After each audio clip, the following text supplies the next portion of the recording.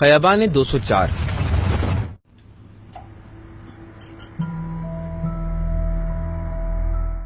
منا ایسی جگہ ہے جہاں عید کے دن حاجی آتے ہیں اور جمرات میں شیطان کو کنکر مارتے ہیں۔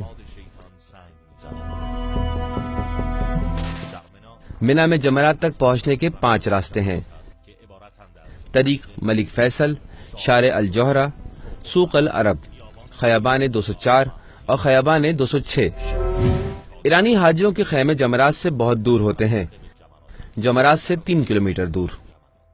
ایرانی حاجیوں کے لیے جمرات جانے کا بہترین راستہ خیابان 204 اور سوق العرب ہے۔ جمرات 25 ستمبر 2015 مشعر اور عرفات میں وقوف کے بعد حاجی اپنے خیموں میں پہنچتے ہیں۔ مختصر استراحت کے بعد رمی جمرات کے لیے چلتے ہیں۔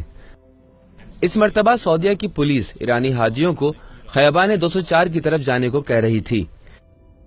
خیابان 204 میں 2 چھوٹی سڑکیں بڑی اہم ہیں۔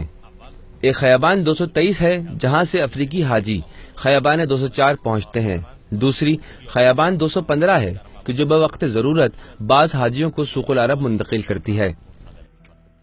صبح 8 بجے ہیں۔ پولیس کے کہنے پر حاجی آہستہ آہستہ خیابان 204 کی طرف پہنچ رہے ہیں، اور وہاں پہلے سے ہی سڑک پر بھیڑ تھی لیکن لوگ چلے جا رہے تھے۔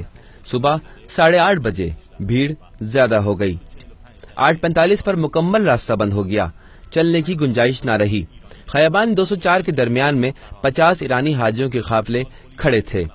ہر سال ایسے موقع پر خیابان 204 کی ابتدا بند ہونے کی صورت میں پولیس حاجیوں کو سوق العرب کی طرف رہنمائی کیا کرتی تھی۔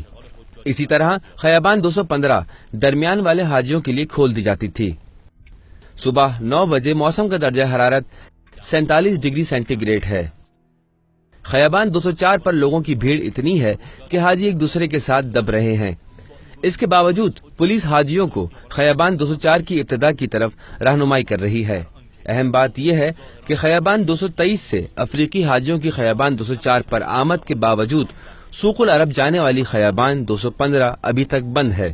عجیب یہ ہے کہ خیابان 204 کا انتہائی حصہ پولیس کے ذریعے بند کر دیا گیا ہے۔ حاجیوں کے لیے سانس لینا دشوار ہو گیا ہے۔ جو افراد سڑک کے کنارے پر ہیں کوشش کرتے ہیں کہ خود کو خیموں کے اوپر پہنچائیں کہ شاید سانس لے سکیں۔ وقت 9:30 بجے۔ حاجی انتہائی تھکاوٹ، بھیڑ، پیاس اور شدید گرمی کی وجہ سے یکے بعد دیگرے بے ہوش ہونا شروع ہو گئے۔ صبح 10 بجے بعض کا دم گھٹ گیا اور ایک دوسرے کے اوپر زمین پر گر پڑے ہیں۔ اس کیفیت میں بہت سی شہادتیں ہو جاتی ہیں۔ آوازیں آہستہ آہستہ کمزور پڑنا شروع ہو جاتی ہیں۔ اسی خیابان کے اوپر ایک ہیلی کاپٹر پرواز کر رہا ہے لیکن پانی چھڑکنے کا کام انجام نہیں دے رہا۔ وقت 11 بجے دن۔ مختلف باسوں سے پرائیویٹ لوگ بہت مشکل سے بعض زخمیوں کو نجات دینے میں کامیاب ہوئے۔ وقت 12 بجے دن۔ بالآخر سعودی مدد کرنے والوں کا ایک گروہ پہنچتا ہے۔ زخمیوں کو ہسپتال پہنچانے کا کام بہت سست روی کا شکار ہے۔ 1 بجے دن۔ پولیس کی تعداد بڑھا کر علاقے کو ناامن قرار دے دیا جاتا ہے۔ دوسرے ممالک کے مدد کرنے والے افراد اور ڈاکٹروں کو اس جگہ داخل ہونے سے روک دیا جاتا ہے۔ اب بھی بہت سارے زخمی زمین پر پڑے ہیں۔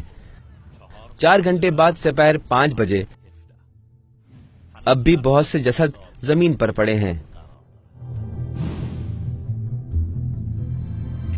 کچھ بنیادی سوال۔ سعودیہ کو 50 لاکھ افراد کے حج کا تجربہ بھی حاصل ہے۔ اس سال صرف 25 لاکھ حاجیوں کے درمیان اس قسم کا واقعہ کیوں رونما ہوا؟ کیا منا میں نصب بے شمار کیمروں پر یہ مناظر نہیں دیکھے جا رہے تھے؟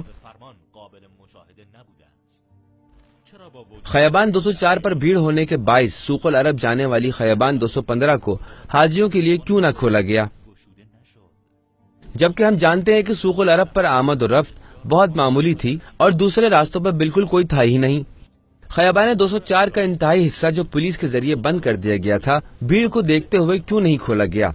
خیابان 204 پر بھیڑ ہونے کے باوجود اس پر آنے والے حاجیوں کو کیوں نہ روکا گیا بلکہ مزید افراد کو اس کی طرف دھکیلا گیا؟ خیابان 204 کے قریب موجود مرکز دفاع مدنی اور فائر بریگیڈ جن کے پاس پانی کا ذخیرہ موجود تھا، ان کے ذریعے کیوں پانی نہیں پھینکا گیا؟ مختلف ممالک کے باسا کے لوگوں کو فوری طور پر وہاں پہنچ کر اجساد کی پہچان کرنے کی اجازت کیوں نہیں دی گئی؟ ایسے زخمیوں کی مدد کیوں نہ کی گئی جن پر اگر تھوڑا پانی چھڑک دیا جاتا تو وہ زندہ بچ جاتے؟ اس واقعے پر جہان اسلام کے بے شمار سوالوں میں سے یہ صرف چند سوال ہیں کہ جن کا جواب سعودی حکومت کو دینا ہوگا۔ آخر میں یہ بتانا ضروری سمجھتے ہیں کہ سعودی حکومت کی طرف سے اعلان کردہ رقوم جو شہداء کے ورثاء کو ملنی تھی ابھی تک ادا نہیں کی گئی ہیں، جن میں تمام ممالک مشترک ہیں۔ باوثوق اطلاعات کے مطابق سال 2015 کے حج میں تقریباً 12 سے 15 ہزار لوگ شہید ہوئے تھے، جن میں پاکستانیوں کی تعداد تقریباً 900 کے قریب ہے، جسے پاکستانی حکومت نے آج تک مکمل طور پر نہیں بتایا۔